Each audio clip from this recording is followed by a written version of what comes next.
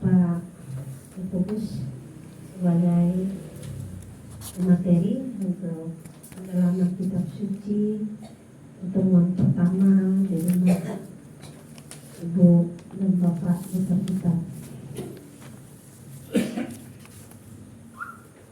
Seperti yang dijelaskan oleh Pak Fokus tadi sudah sangat jelas saya pikir untuk pemaparan tentang arti kitab suci, terus penjelasan tentang kenapa Nabi Yunus berbalik arah.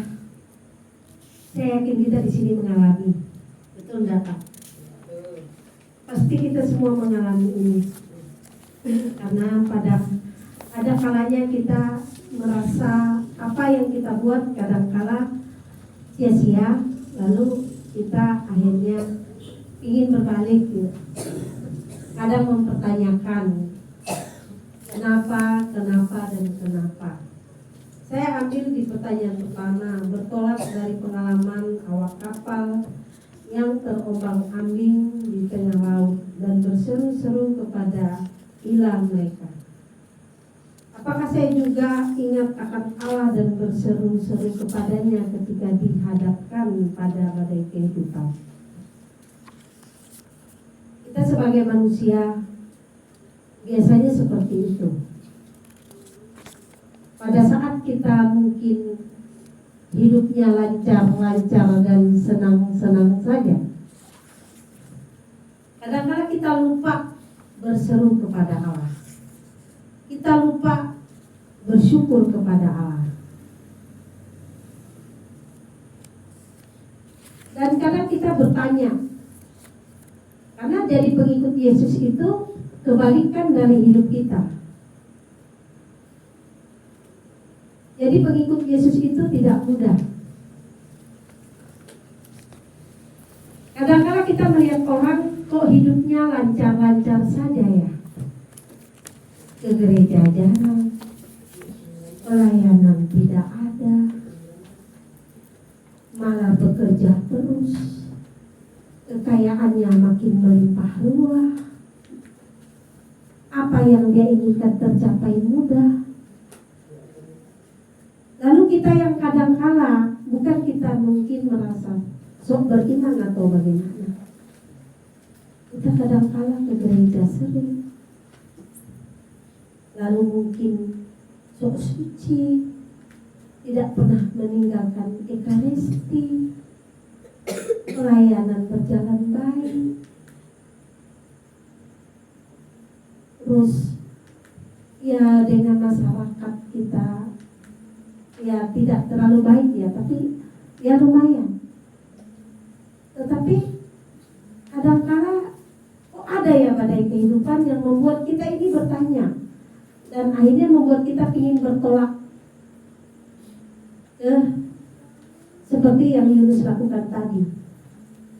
Yunus ini kan melihat pandangan di dalam orang-orang Niniwe, orang perampok, pemberontak, penjahat, lalulah hidupnya melimpah ruah, harta benda. Jadi Yunus itu ada merasa iri nih di sini nih. Ya kan, kenapa saya harus membuat orang itu baik? Kenapa Tuhan enggak suruh dia tuh dihukum saja? Kadang-kadang kita juga seperti itu. Nah, kita ini dah begitu ini dan sebagainya, tapi kok kayaknya susah benar ya? Mungkin mau dapat ini susah, bekerja begitu berat, masih juga seperti itu. Tapi kok orang yang misalnya pejabat tinggi, contohnya kita tidak jauh-jauh dari pejabat-pejabat kita yang sekarang sudah terjeruji besi gitu kan, santai saja dia kan. Nah, saya melihat yang Nabi Yunus lakukan ini, saya yakin kita juga pasti ada berpikiran di situ. Tapi tentu kita bersyukur karena persekutuannya, akhirnya dengan teguran Tuhan juga dia kembali. Yang jelas akhir ending dari Nabi Yunus ini kan dia menjadi orang baik kembali. dan teguran Tuhan bagi dia membuat iman dia semakin tebal. Begitu juga contohnya saya lah yang saya alami ya kemarin ya kejadian saya sakit, lalu banyak hal yang menjadi rencana kita berubah. Nah, karena memang rencana kita baik belum tentu baik bagi Tuhan. Nah, maka ya mungkin untuk Nabi Yunus ini menurut saya menandakan atau memberi simbol bahwa manusia itu seperti itu, mudah lari, mudah mengadili orang lain. Dia kan mau Niniwe ini diadili sama Tuhan, dihancurkan seperti Sodom dan Gomora, karena di situ banyak orang jahat.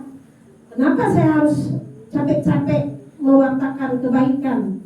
Dihukum aja seperti yang terjadi pada Sodom dan Gomora. Itu maunya Yunus, tetapi Tuhan berkehendak lain karena kasih Tuhan untuk manusia, bukan hanya untuk orang-orang yang beriman. Intinya kita di lingkungan juga seperti itu. Banyak Yunus-Yunus yang tentunya ada di hati kita, ya, termasuk kadang kita sendiri. Ada kalanya malas ikut pelayanan, toh orang yang dilayani begitu terus, bukan malah ibaratnya memberi respon yang baik, malah nanti lain yang ada di pikiran mereka. Tetapi kita harus selalu mengingat kasih Tuhan yang tentunya berdampak pada kita dan keluarga serta lingkungan. Dan kita berharap di lingkungan Agustinus, Yunus yang ada dalam diri kita pada akhirnya kembali kepada Tuhan, bahwa kasih Allah itu yang terbaik dan terindah untuk kehidupan kita dan keluarga. Mungkin itu, jadi memang figur Nabi Yunus ini Nabi kecil, tetapi karena kasih Allah dinampakkan lewat pembuangan di dalam perut ikan, ya, dibuang, ditelan oleh ikan besar dan hidup kembali. Itu karena simbol kasih Allah. Biarpun Yunus sudah berpaling, tapi dia tetap akan menyelamatkan umatnya yang masih mengandalkan Tuhan. Mungkin itu saja Pak yang mungkin tidak menjelaskan, tapi sedikit pengalaman hidup lah. Terima kasih Pak. Baik Bu, silakan Ibu. Mungkin mau? Ada di sana. Oh, Ada. oh ada. Pak Julianus. Hah? Pak? Mungkin masih ada. Silakan. Baik Bapak, terima kasih.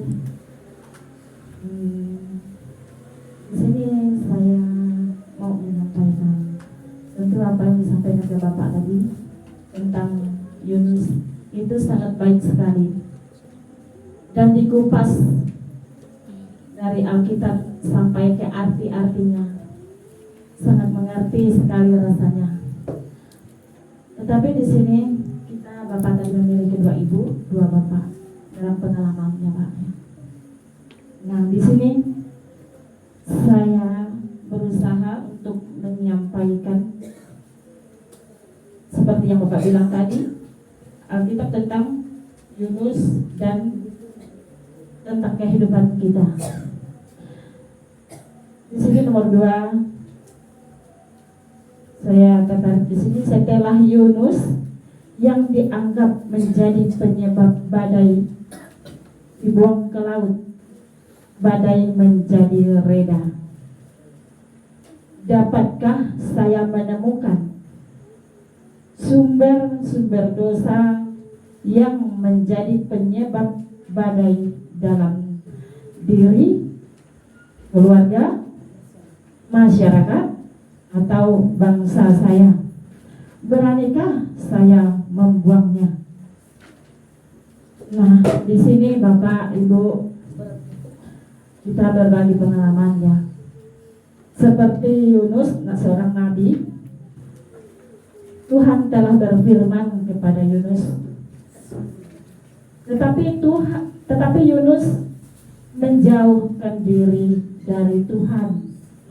Tetapi Tuhan tetap berfirman kepadanya, mengutus dia untuk menyelamatkan bangsa-bangsa yang tadi jatuh ke dalam dosa. Nah, di sini saya tertarik, apalagi yang Bapak sudah sampaikan tadi, menjadi pelayan. Apakah kita mau? Apakah kita bisa? Apakah kita bersedia untuk menyampaikan firman Tuhan kepada setiap orang, kepada gereja, kepada masyarakat, keluarga?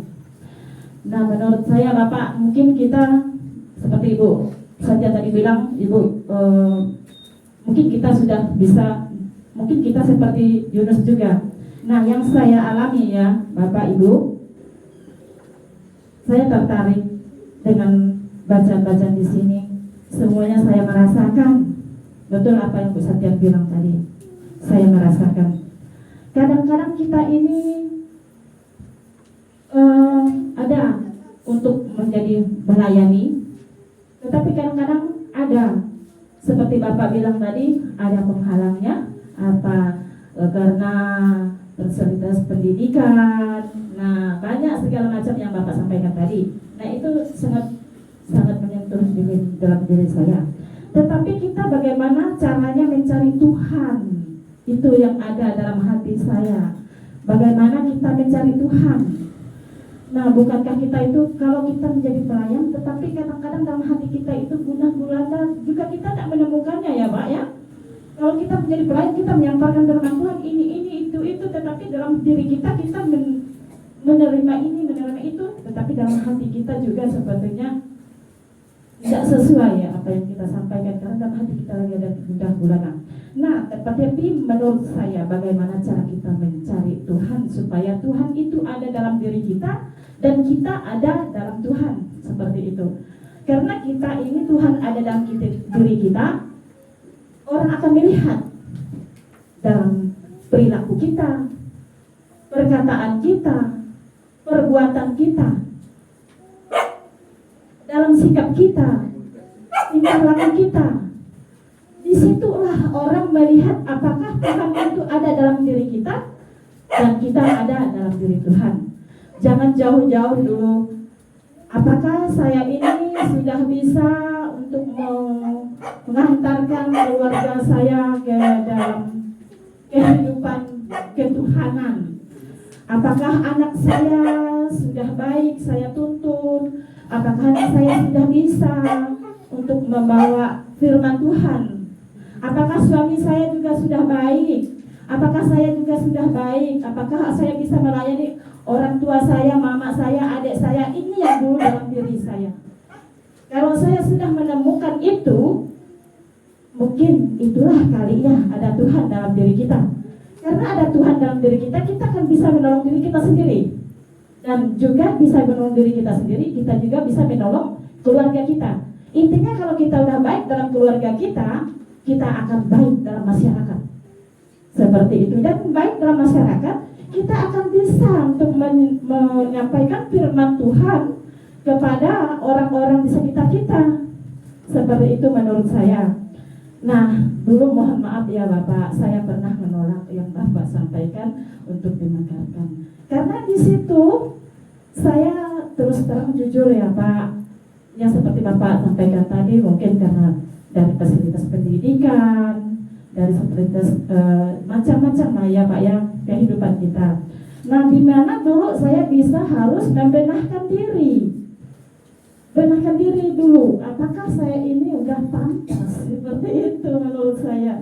Jadi karena saya ini harus untuk keluarga dulu.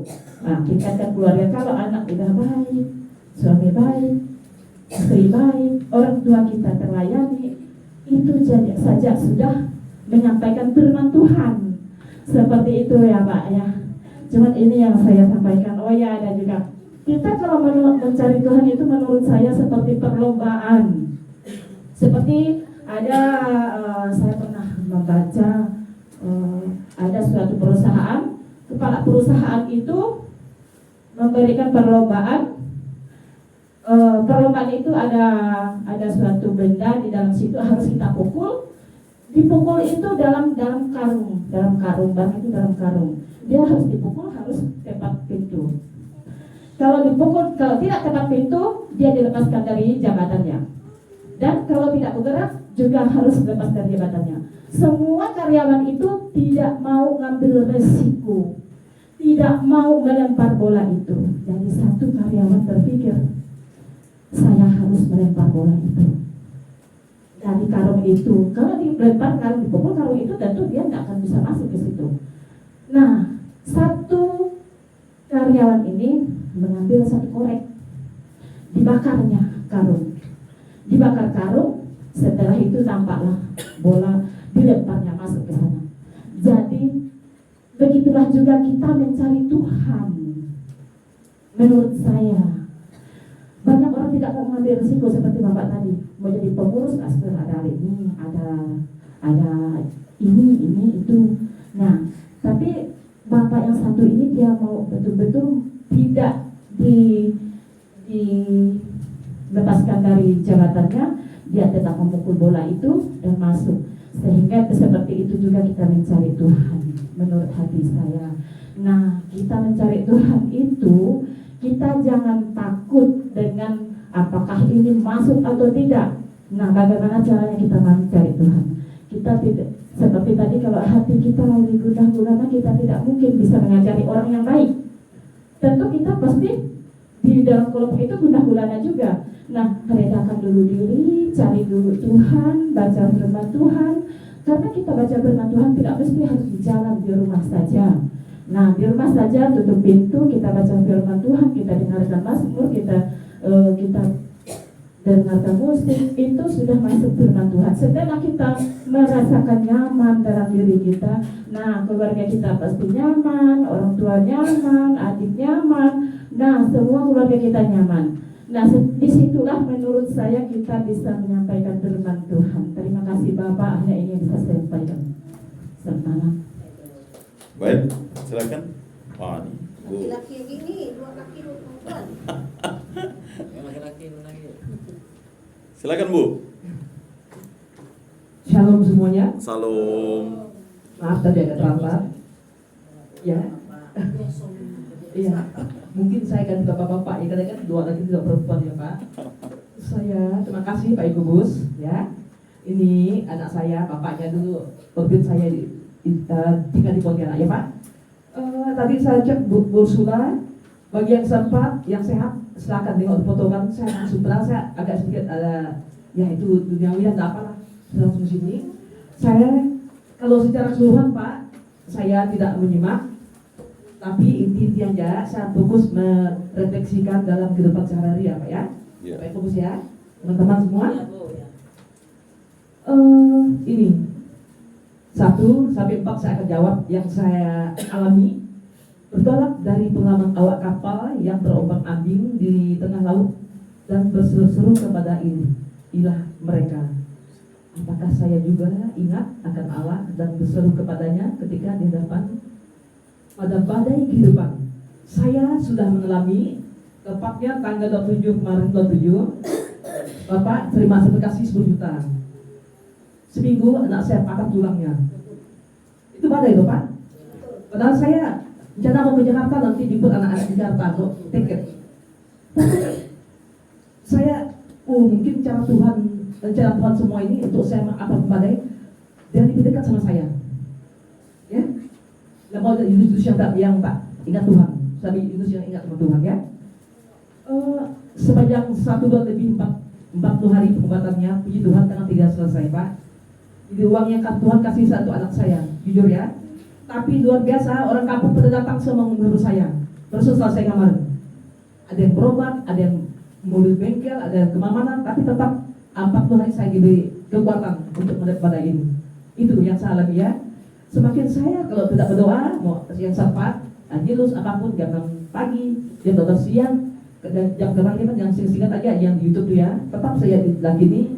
Kalau sudah hafal, saya cukup hanya aku percaya aja jam 3 itu. Saya mohon terus kasih Tuhan ya. Kedua, jam 6 sore juga kadang saya apa aku sempat. Itu ya. Semakin dekat sama Tuhan, semakin banyak lebih. Tapi itu agak Tuhan tuh benar tadi kata Bu Sapian, ya, ikut Yesus ini kebalikannya, menyangkal diri yang tidak nyaman di manusia tapi tak nyaman Tuhan, tapi itu ikut Yesus ya. Oke. Sekarang saya berdoa Tuhan sejak ada kejadian ini ya. Dan Bapak juga kemarin doa tipes tuh Pak. Tipes itu buat 3 bulan ya. Tapi sudah Pak Derek kasih komuni, dia bilang mau mandi Pak. Mak mau mandi Pak, mau mandi Mak katanya. Udah mandi baru segar katanya. Besoknya dokter bilang, Pak Sirayus Merpuratu yang kata, Pak Sabius Ayu udah boleh balik. Puji Tuhan Pak, sekarang dia baru balik Pak, dia mencapai ya. Mak kau sendiri aja lah. Saya bilang ada Pak tinggi loh Pak, yang Pak Yakobus itu ya, yang maaf kami kenal bapaknya ya. Ya, kau sendiri bilang, salam buat dia katanya. Itu ya, ada 2. Terus yang kedua, setelah Yunus yang dianggap menjadi penyebab badai dibuang ke laut, badai jadi redam. Dapat saya menemukan sumber-sumber dosa yang menjadikan penyebab badai dalam diri saya, terutama keluarga, masyarakat, atau bangsa saya. Beranikah saya membuangnya? Ya. Dalam hal ini yang singkat aja ya. Termasuk ya ada keluarga kita yang kampung itu kayak lupa dengan Tuhan ya. Tetap cara kita ya untuk mementing dia ya. Apapun ibadah kamu, mau yang maaf teman-teman kita yang sesuai yang Protestan, tetap ke gereja ibadah, yang Katolik tadi Bapak bilang kan, saya jujur Pak, pagi-pagi terlambat. Kami berdua di mana MRBD. Nah, walaupun Asia agak lupa sama ibu kita ya, kadang-kadang kami banyak di situ Pak ya. Itu ya. Di mana saya tempat kadang saya noleh Pak, saya bawa rosario di hutan ya Pak. Doa saya waktu saya noleh, ya. Tetap di mana kita dekat Tuhan ya. Oke, yang ketiga, apakah saya lebih suka mencari kenyamanan dengan memilih diam dan bersembunyi daripada terlibat dan berjuang untuk mengatasi badai di tengah keluarga, lingkungan dan masyarakat? Amin. Mana itu mengatasi kerja? Kalau kita berjuang untuk mengatasi badai, ya itu tadi Pak, yakin percaya, tetap ingat Tuhan Yesus ya. Ya ingat. Nah, hidup ini Tuhan pimpin saya apapun hari ini, mau susah senang, mampukan saya untuk mampu hari ke depanmu sesuai dengan pendekatan kali salib itu ya. Seribu rumah tangga itu tidak panjang lebar Pak. Kita nih abang biasa ya, maklum saya tahu sedikit sekolahnya. Dulu mau soal agama tak lulus ya Pak ya. Bapak yang perjuangkan Tuhan terus saya di rumah tangga. Apakah saya mampu mengevaluasikan, menganalisasikan diri sendiri sehingga pada gilirannya saya siap untuk terlibat dan rencana pendapat Allah di kehidupan sehari. Terima kasih saya udah ikut di Agustinus ini tahun 2005 kita ya, tempat kami ya, pengukuhan 1 Agustinus. Semenjak itu puji Tuhan saya dibantu untuk Pak Dedi sebagai bendahara ya, 2013 sampai 2014 16. Pun saya juga ditunjuk juga untuk jadi usaha dana. Adapun kami kegiatan apa-apa mutur, saya jurusnya untuk menemukan orang-orang yang berduit itu ya. Puji Tuhan, berhasil lagi ya. Itu cara saya untuk terlibat dalam pendapat Allah. Kedua, adapun doa-doa rasanya, kalau ada ibu-ibu cepat saya Pak, kayak Tuhan aku cari engkau, mau doa sium apa, rosarium apa aja gitu ya. Biarpun saya tidak masak, di luar itu saya tinggal dulu, saya mencari Tuhan. Contoh di gereja, hal apa sempat sehat Pak, mau apapun tetap bergabung ya. Satu lagi, waktu Pak Romo Eko juga, saya minta rapat saya Pak, tapi jumpa di bawah, di atas saya, walaupun minta sama Ibu Satya juga minta videonya. Saya mendengar rasanya kesaksiannya nyata di tempat kita ya. Nah, itu Pak, kesaksian saya dari pertama sampai keempat ini. Semoga Bapak Ibu juga bisa mewujud nyatakan dalam kehidupan sehari-hari dengan cara masing-masing ya. Nah, itu ya kesaksian saya Pak Ibu Gus dan Ibu, Bapak Ibu semua ya, adik-adik, kakak. Terima kasih juga kepada Bang Budiat dan yang tempat ini ya. Demikian, Tuhan memberkati. Amin. Ya, masih ada bapak-bapak. Banyak ibu di Agustinus. Silakan. Ayo. Ya, silakan Pak. Tak apa-apa. Boleh.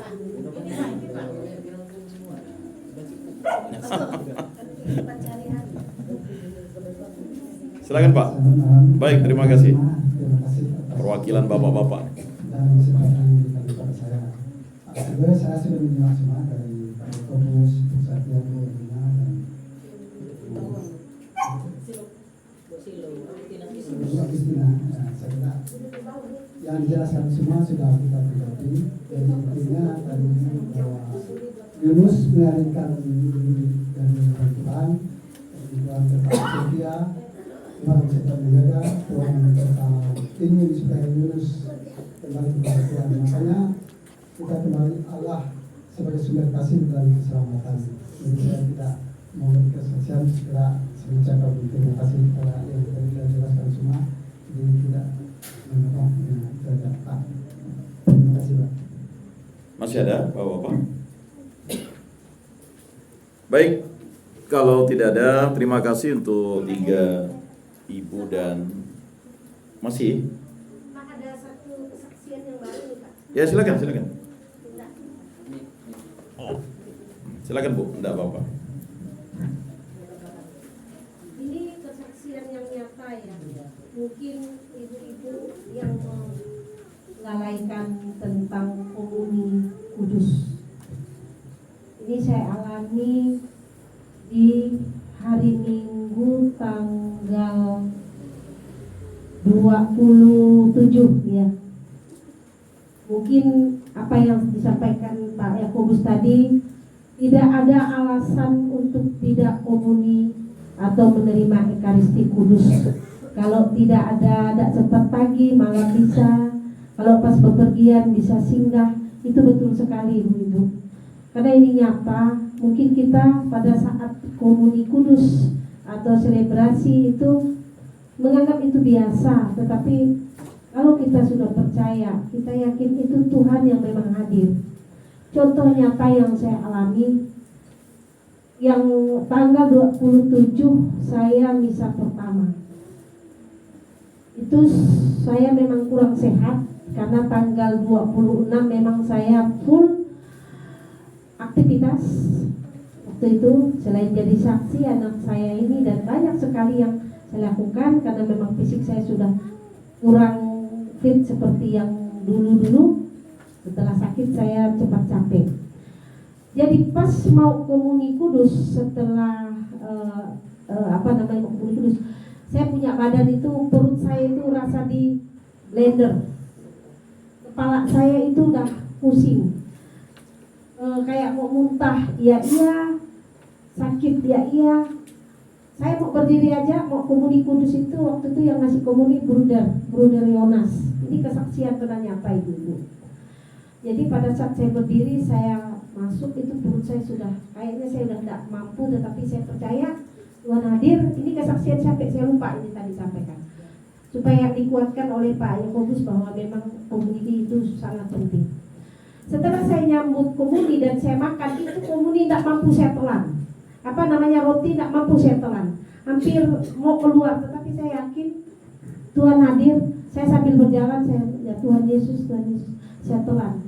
Setelah pertengahan saya kan di sini di tepi. Di pertengahan itu keringat saya langsung keluar. Itu. Anjing langsung. Keringat itu saya langsung keluar. Perut saya langsung dingin. Langsung sembuh pada saat itu. Ya Tuhan, ampuni saya tidak percaya dengan Tuhan. Nangis saya. Padahal Pak saya tadi hampir ini, tapi Tuhan ada. Disitulah saya memang luar biasa. Memang pertolongan Tuhan itu tidak kita sangka-sangka. Jadi apa yang disampaikan oleh Pak Yakobus itu tidak ada alasan untuk di hari Minggu kita tidak ada angin komuni kudus atau makan hosti. Karena memang hadirlah Tuhan di situ. Memang itu saya alami luar biasa. Amin, haleluya Bapak Ibu. Memang luar biasa itu. Itu aja sih tambahan dari saya. Ya memang hari ini, sharing ini memang mau saya sampaikan. Supaya kita percaya di dalam roti yang hanya sekecil ini, itu memang ada Tuhan hadir di situ. Kalau kita percaya. Tetapi kalau kita tidak percaya, itu roti biasa. Itu yang mungkin saya akan sampaikan. Terima kasih Pak Yakobus. Itu saja yang mungkin tambahan dari saya. Karena memperkuat tadi, benar kata Pak Yakobus, tidak ada alasan untuk tidak bisa ambil komuni atau ambil roti di hari Minggu. Terima kasih. Baik, demikianlah kesaksian-kesaksian yang sudah disampaikan oleh Bapak Ibu, sangat menguatkan kita semua. Marilah kita menyampaikan doa permohonan kita kepada Tuhan Allah. Allah Tritunggal yang Maha Kudus, kami bersyukur di hadapan-Mu, terutama kepada keluarga Bapak Putar-Putar dan Ibu Masni ini yang memberikan tempat untuk kami mendalami materi BKSN. Semoga kehidupan rumah tangga beliau berdua selalu hidup rukun, damai, dan sejahtera, mampu mengayomi anak, menantu, dan semua sanak famili kerabat netolan, dan mampu memberikan kekuatan bagi lingkungan ini agar mampu bertumbuh dalam iman dan mampu memberikan kasih-Mu kepada semua orang. Kami mohon, kabulkanlah doa kami ya Tuhan. Kami berdoa bagi pengurus lingkungan Santo Agustinus agar selalu rukun, damai, dan sejahtera, dan mampu melayani dengan segala kehendak-Mu, dan mampu juga memberikan teladan bagi umat di lingkungan Santo Agustinus untuk mampu selalu mencintai Tuhan Yesus dalam sakramen Ekaristi. Kami mohon, kabulkanlah doa kami ya Tuhan. Kami berdoa bagi lansia, orang sakit yang ada di lingkungan Santo Agustinus, agar diberikan kekuatan dan sukacita dalam menjalani kehidupan lansia, dan mungkin yang memiliki penderitaan, sakit, dan juga masalah, diberikan kekuatan dan kesembuhan, dan terutama penghiburan dalam sakramen Ekaristi yang mereka terima. Kami mohon, kabulkanlah doa kami ya Tuhan. Kami juga berdoa bagi orang muda, kaum remaja, dan anak-anak di lingkungan ini. Semoga mereka tekun belajar dan menghindari segala pergaulan yang salah, dan mampu menghadapi segala hal-hal yang jahat dengan kekuatan cinta kasih Kristus, dan tidak terpapar narkoba yang merusak kehidupan masa sekarang dan masa depan mereka. Kami mohon, kabulkanlah doa kami ya Tuhan. Kami berdoa bagi keluarga kami masing-masing, agar istri, suami, anak-anak kami, cucu-cucu kami, menantu kami, orang tua kami, mertua kami, saudara-saudari kami dapat selalu setia kepada Yesus Kristus, Tuhan dan Juru Selamat kami. Kami mohon, kabulkanlah doa kami ya Tuhan. Mari kita sampaikan doa permohonan kita di dalam hati kita masing-masing.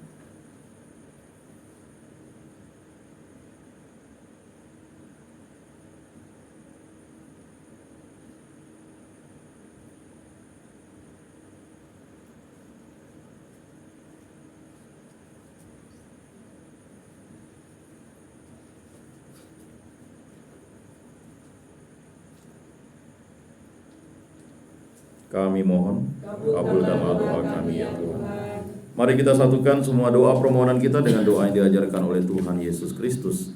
Bapa kami yang ada di surga, dimuliakanlah nama-Mu, datanglah kerajaan-Mu, jadilah kehendak-Mu di atas bumi seperti di dalam surga. Berilah kami rezeki pada hari ini, dan ampunilah kesalahan kami, seperti kami pun mengampuni yang bersalah kepada kami. Dan janganlah masukkan kami ke dalam pencobaan, tetapi bebaskanlah kami dari yang jahat. Amin.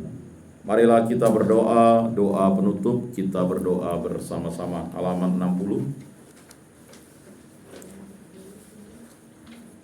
Allah Bapa yang penuh kasih, kami bersyukur atas perlindungan dan penyertaan-Mu sepanjang kegiatan sharing kami ini.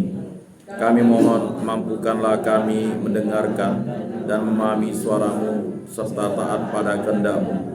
Semoga Engkau senantiasa memperbarui hidup kami, sehingga kami mampu menjalankan peran kami dengan baik dalam mewartakan kebenaran firman-Mu. Demi Kristus Tuhan dan pengantara kami. Amin. Marilah kita memohon berkat Tuhan. Semoga Tuhan beserta kita sekarang dan selama-lamanya. Semoga kita sekalian dilimpahi berkat Allah yang Maha Kuasa, dalam nama Bapa dan Putra dan Roh Kudus. Amin. Lagu penutup. Lagu penutup, Aku Selalu Bergembira nomor 180.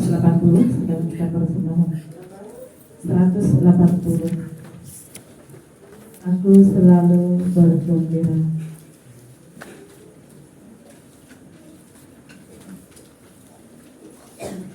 mulai. Aku selalu bergembira melaksanakan tugasku, waktu suka, waktu duka, tetap aku kerjakannya. Aku dipanggil Tuhanku, aku dipilih Tuhanku untuk bawa kabaria bagi para orang papa.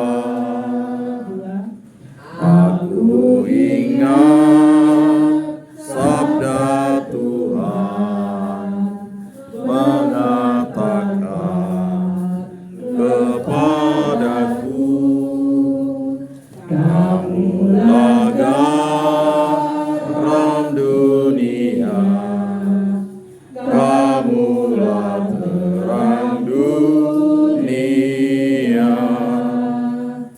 Aku dipanggil Tuhanku, aku dipilih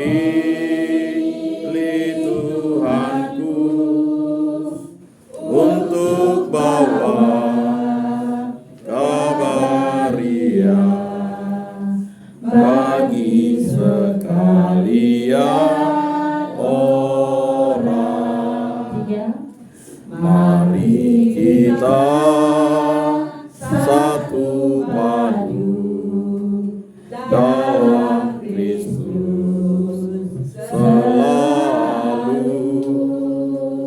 saling tolong, saling bantu, iman kita tetap teguh.